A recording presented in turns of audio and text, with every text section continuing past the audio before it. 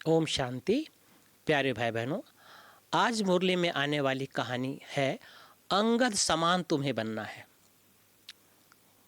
रामायण में कहावत है, किष्किंधा कांड में है कि अंगद कैसे थे, अंगद समान तुम्हें बनना है। अंगद को कोई हिला नहीं सका।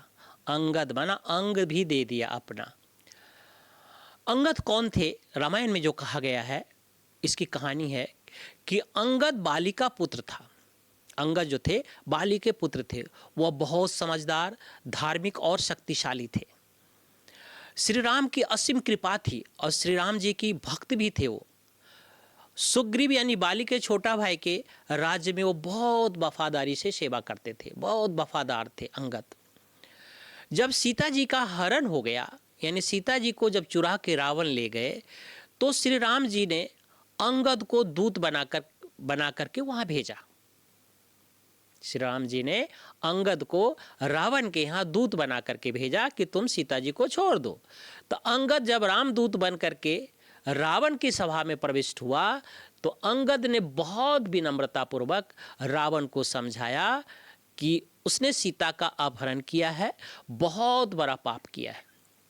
सीता का इन्होंने हरण किया है, बहुत बड़ा पाप किया है, इसलिए अपना अपराध स्वीकार कर सीता जी को छोड़ दे, सीता मैया को छोड़ दे और श्री राम के शरण में जाकर के क्षमा मांगे।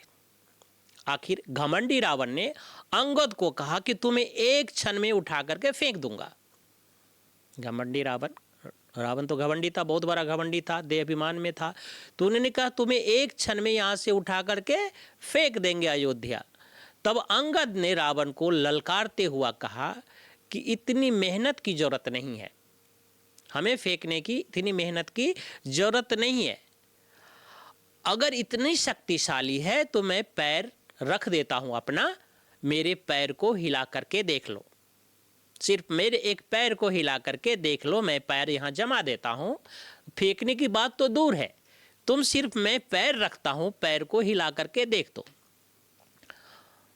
रावण ने सोचा कि यार मैं क्यों पैर हिलाऊंगा, मेरे तो यही लड़के लोग हैं, हमारे जो बाउंसर लोग होते हैं ना आजकल आगे पीछे लोगों के, तो ये बाउंसर लोगों को भेज देता हूँ, अपनी प्रजा को वही पैर उठा के फेंक देगा उसको।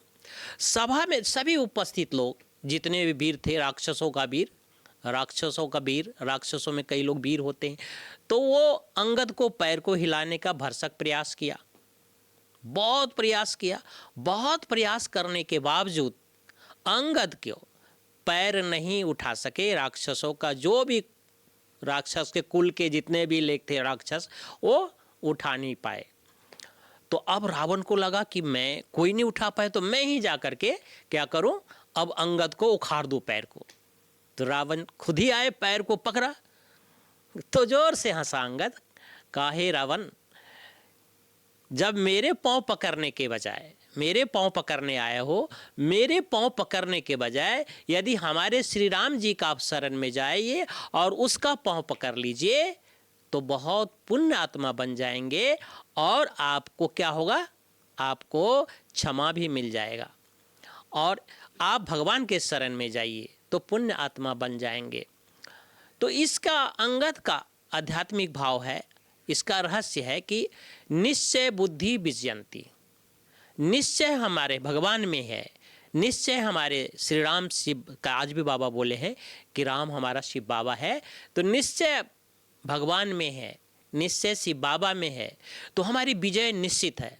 तो यहाँ अंगद की कहानी का मूल मंत्र है कि अंगद को अटूट भक्ति भावना और संपूर्ण निश्चय श्री राम में था, इसलिए उसको कोई हिला नहीं सका। इसी तरह माया भी बुद्धि रूपी पांव को हिलाने की भिन्न भिन्न प्रकार की कोशिश करती है, भिन्न भिन्न प्रकार की कोशिश कर, कई नहीं चल पाते, कई बोलते बार बार माया आती है, भिन्न भिन्न समय पर आती रहती है माया कि न कई प्रकार के, मन में माया आएगी, तन में माया आएगी, कई तरह की दुनिया में माया आती है, तो माया आएगी। जो निश्चय बुद्धि होगी, जो निश्चय बुद्धि बच्चे होंगे, उसको माया कुछ भी बिगाड़ नहीं सकती, यानी भगवान से रिश्ता नहीं तोड़ पाएगी। इसलिए यहाँ पर कहा गया है कि अंगद समान बनो। शिव बाबा हमेशा कहते मुरली में कि अंगद समान बनो, कभी भी माया हिला नहीं सकेगी। ओम शांति, ओम शांति।